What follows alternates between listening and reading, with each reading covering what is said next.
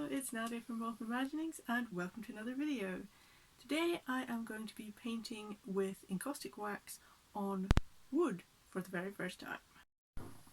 I'm going to be decorating this pretty little wooden box here, and today I'm going to be using the encaustic hot plate and stylus tool. Traditionally, encaustic was always used on wood before the modern era. In fact, some of the very first encaustic paintings were painted on wood, like these Egyptian funeral portraits.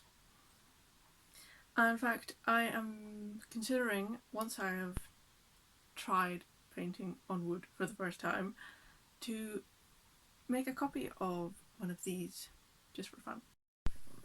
But before we do any painting, I better sand this first. This is just a cheap little craft box that you can get in any craft shop, and it was made of quite rough wood, so I felt that I needed to sand it first before I started painting. I just used the finest sandpaper and found that that made it very soft and smooth very quickly. Now it was ready to paint. However, first of all I needed to draw out my design. I decided to go with an encaustic mandala for this design because I love painting these. First of all, I needed to mark out a circular template with a ruler and compass, and this made it easier to draw out the freehand design. It just acted as a guideline. I find that painting these is very relaxing, and the drawings were a little bit more fiddly because of the shape of the box. I think that it was a little bit difficult to rest my hand easily on these edges and get perfectly straight lines, but that doesn't matter so much when I go in with the painting. I decided I was also going to do two smaller mandalas on either side of the box, just to make some more work for myself. Why not? These were just as fiddly and just as tricky, but at the same time just as relaxing to draw as the first one. And now this box is drawn out with permanent marker, I am ready to go in with the wax. Right, now we've got our hot plate, which is the miniature hot plate and is powered by a little iron inside. I'm just going to turn that on to a low heat, and that'll take a minute to warm up. What I'm going to be doing is melting some wax in this little dish and giving the whole thing a nice coating of one colour. Then I'm going to be going in with stylus to add detail. So in order for this coat of wax to not cover the permanent marker, I'm going to dilute it, I suppose, with clear wax. And I'm just going to melt some of that into this dish here. So I started mixing the wax, but as usual I was rather too impatient to let it mix properly, and instead of using the little dish to mix the wax, I ended up mixing it on the metal hot plate just because it was mixing more quickly, and then I started applying the wax with a little paintbrush. This was rather time consuming since I had never actually painted with a paintbrush and wax before. Apart from that time I did a batik process. I made a small video about that which you can check out here. I did eventually the whole surface, but because I was impatient and forgot to wait for the wax to mix properly, I did actually go back over it with the iron just to smooth out some of the surface of the wax. It was much simpler at painting the other sides of the box now that the wax had mixed properly on the hot plate.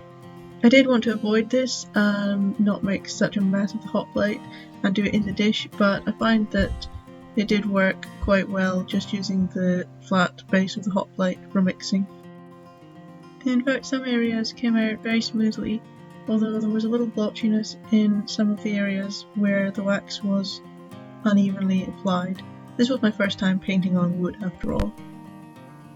Now it was time to get the stylus out and really go to town with these patterns. I like to use gold and silver wax for the detail, just to make the whole design really pop. I also like to add this because it adds some texture to the surface of the box, and running your fingers over it is a lovely feeling. This is a very intuitive process, just filling in the areas where there's some space or there's some black areas, or just going over the design depending on what I feel is right. And I was getting very lost in the patterns whilst I was doing this.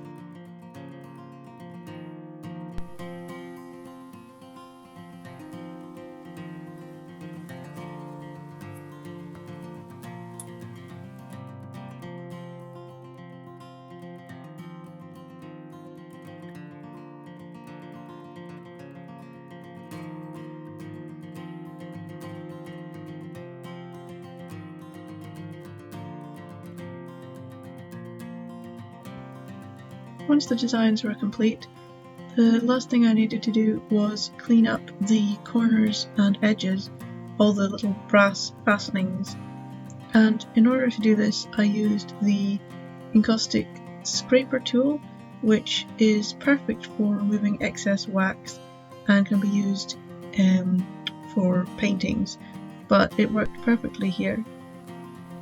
If you're enjoying this video, please leave a like and consider subscribing for more fun wax art.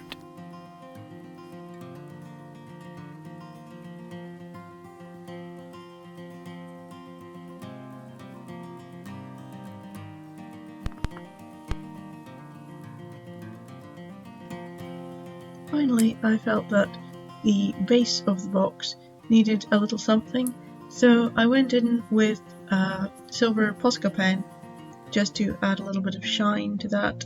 I was going to do it with wax, but I was afraid of it coming off, it being on the bottom. In fact, just to make sure that none of the wax came off, I then went over the whole thing with a layer of varnish.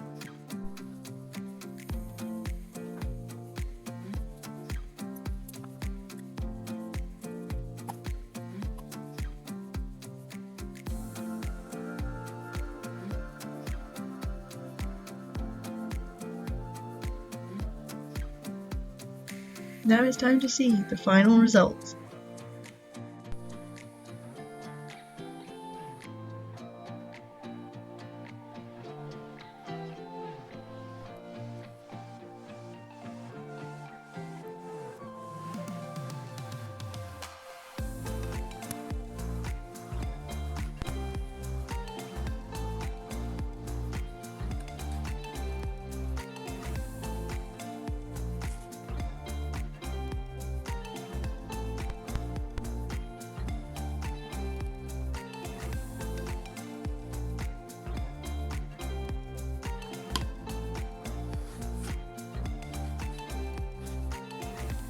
Thank you very much for watching.